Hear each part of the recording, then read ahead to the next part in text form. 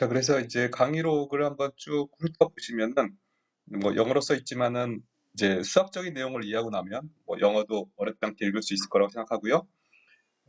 스펙트라 정리는 뭐라고 할 수 있냐면은 이제 real n by n symmetric 매트릭스가 있으면 A의 모든 아이겐 밸류는 다 실수다. 그 다음에 어떤 적당한 오소노멀 베이시스가 있어서 정규 직교이죠. 정규 직교가 이제 있어가지고 그 A의 아이겐 벡터들을 구성을 하고요. 실제로 그런 아이겐 벡터들을 이용해 가지고 A를 대각화시킬 수 있다. 그래서 이걸 이제 다른 식으로 얘기하자면은 어떤 정규 오소노멀 매트릭스 직교행렬 P가 있어가지고 P 트랜스포즈 AP가 대각행렬이 되도록 할 수 있다라는 것이 이제 스펙트라 정리이고요. 증명은 이제 여기 적어놓은 것들을 쭉 따라서 제가 증명을 했습니다. 증명이 끝났고요. 뭐 여러 가지 얘기할 수 있겠죠. 그래서 이 결과가 얘기하는 건 뭐냐면 대칭 행렬에 대해서는 소위 이제 대수적 중복도와 기하적 중복도가 일치한다 이런 얘기를 할 수가 있어요. 다시 말하면은 여기 특성 다항식 A의 특성 다항식을 계산을 했을 때 그러니까 determinant A-pi 이걸 계산했을 때 뭐 람다 t 우리가 람다라고 주로 기호를 썼었죠. 람다 i라고 했을 때 이게 뭐 마이너스 1의 n승 이런 팩터가 있고 그 다음에 t 마이너스 람다 1의 d1승 그 다음에 t 마이너스 람다 2의 d2승 해가지고 t 마이너스 람다 k의 dk승 뭐 이런 식으로 중복도가 이제 있을 텐데요. 실제로 이제 람다 1이라는 고유값에 대한 고유 벡터가 실제로 d1 타원만큼 있고 d1개만큼 서로 1차 독립인 게 있고 람다 k에 대해서는 dk만큼 실제로 존재한다는 거죠. 그래서 이제 P라고 하는 직교 행렬에 의해서 그 대각화를 시키게 되면 대각화된 결과가 옆에 있는 그림처럼 그 람다 1에 대해서 d1 by d1 그런 사이즈의 대각행렬이 생기고 람다 2에 대해서 d2 by d2 뭐 람다 k에 대해서 dk by dk 이런 대각행렬들이 쫙 생기는 거죠. 그래서 람다 이게 이제 꼴이 람다 1이 몇 개 있고 그다음에 람다 2가 몇 개 있고 이런 대각행렬로 그래서 람다 k가 또 몇 개 있고요. 하나만 있을 수도 있고 이런 형태의 대각행렬로 이제 쓰여지게 된다라는 결론인 것이죠. 자, 이런 이제 스펙트라 정리를 증명을 했는데 그거에 흥미로운 응용 중에 한 가지가 있습니다. 응용 중에 한 가지가 뭐냐면 그러니까 A가 시메트릭일 때 여전 이런 가정하에서 V 트랜스포즈 AV라고 하는 것을 이게 어떤 2차 형식이 되죠. A가 2x2일 때는 이 변수에 대한 2차 형식이 되지만 이제 V 트랜스포즈 A가 만약 n by n 시메트릭 매트릭스라고 그러면 그때 V 트랜스포즈 AV 하게 되면 요거는 이제 n 변수 2차 형식이 돼요. 말해서 변수가 n개고 그거에 대해서 이제 차수가 2차인 것들이 이제 쭉 나오는 거죠. 예를 들면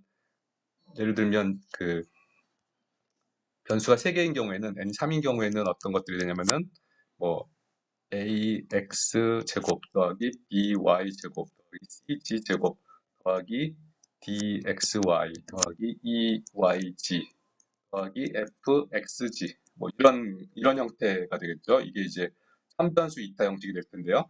요게 요런 형태가 된단 말이에요. V 트랜스포즈 AV를 한 결과가 자 요런 어떤 뭐라고 할까요? 이런 함수를 생각했을 때 이 함수의 최대 최소를 구하는 문제. 근데 그냥 미분급 최대 최소라고 하면은 당연히 문제가 성립을 안 하고요. 조건을 줘야 되는데 V의 크기가 1이라고 조건을 주는 거죠.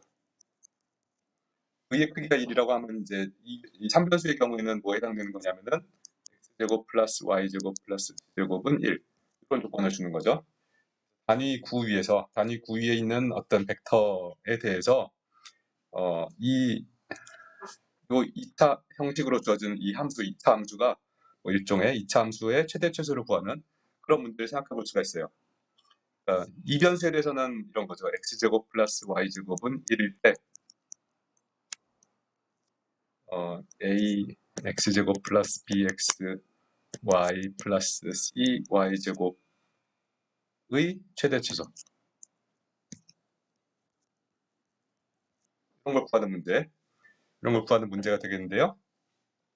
그걸 이제 어떻게 해결할 수 있겠냐면은 우리가 직교 행렬에 의한 대각화를 할 수 있다는 걸 알기 때문에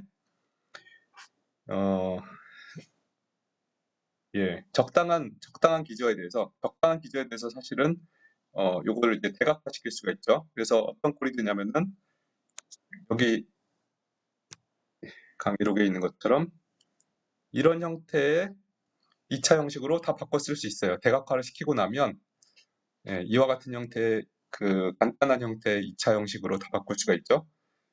바꾸는 과정도 직교 행렬에 의해서 바꿨기 때문에 우리가 가정한 이런 이제 크기가 1이다 이런 등등의 가정은 다 여전히 유지가 돼요.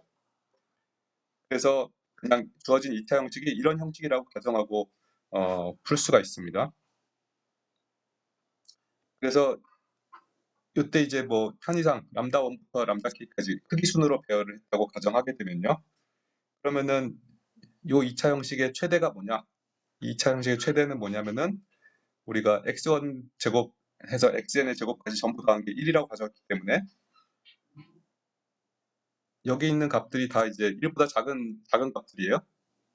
1보다 작은 값들인데 그 앞에 가중치를 이제 람다 5부터 람다 k라는 가중치를 준 거죠. 그러면은 어떻게 가중치를 그 할당을 하는 게 가장 최대값을 주겠습니까?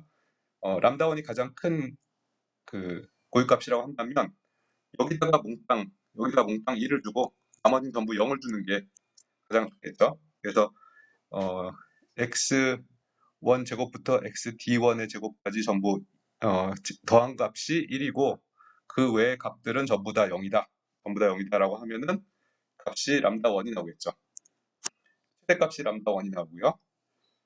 반대로 미니멈을 구해라. 그럼 미니멈은 어떻게 되겠냐면은 미니멈은 람다 k가 제일 작기 때문에 제일 작은 데다가 이제 그 몰빵을 해서 거꾸로 여기를 0으로 만들고 여기를 1로 만들면 그러면 람다 k라는 값이 나오겠죠. 미니멈은 람다 k, 맥시멈은 람다 1. 그래서 고유값 중에 결국 2차 형식의 고유값 중에 2차 형식을 이제 행렬로 쓰면은 n by n 대칭 행렬이 될 텐데 그 대칭 행렬의 고유값들을 구해서 고유값 중에 제일 큰 고유값이 이 2차 형식의 최대값이 되고 그 다음에 그 고유값 중에 제일 작은 값이 2차 형식의 이제 최소값이 된다. 이런 것도 알 수가 있습니다. 여기 이제 예를 하나 제가 들어놨으니까 한번 이 예를 보시면서 이게 무슨 말인가 이건 제가 따로 설명은 하지 않겠습니다. 여기 적어놓은 걸 보시면서 한번 이해를 해보시면 좋겠습니다. 그리고 오늘의 과제 문제, 두 문제인데요. 그냥 3x3 행렬 두 개가 있는데 이 두 개 행렬에 대해서 이제 대각화를 시키는 문제예요. 대각화를 그냥 기계적으로 하다 보면 근데 이제 대각화하는 과정에서 그 고유 벡터들을 구할 때 고유 벡터들이 물론 서로 수직이 되도록 자동적으로 그렇게 구해질 거예요. 여러분들이 고유값에 대한 고유 벡터들을 구하게 되면 서로 수직이 자동적으로 되긴 하는데 이제 직교행렬이 되도록 하려면은 크기가 1이 되도록 모든 고유 벡터들이 크기가 1이 되도록 하는 걸 좀 신경을 써야 되겠죠. 그렇게 신경을 쓰게 되면 결국 이제 P라고 하는 행렬을 직교행렬이 되도록 해가지고 그 직교행렬에 대해서 P 트랜스포즈 AP를 했을 때 그게 이제 대각행렬이 되도록 대각화하는 것을 연습을 해보시면 되겠습니다.